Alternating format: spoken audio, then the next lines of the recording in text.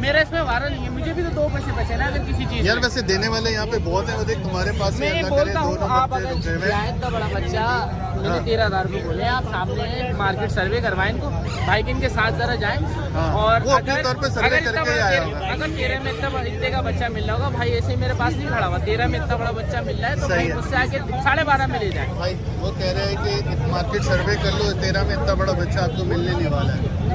वो कह रहे हैं 13 में इतना बड़ा बच्चा मिलने नहीं वाला है। आप भी देख के ही आए होगे, ऐसी बात नहीं है आप देख के नहीं आए हो। अच्छा लग गया, बात ये अच्छा लग गया तो फिर बस 500 रुपये का मुझे जो चीज़ देखना अच्छी चाहिए। लग गया ना उसमें फिर सोचना नहीं है। 13,000 रुपये दे दो, लो दो निकालो यार 13,000 निकालो अपने हाथ से निकालो। निकालो भाई। ये 13,000 रुपये में आज की डेट में ये खूबसूरत बच्चा अलेक्जेंड्रीन का मेल लग रहा है मुझे तो।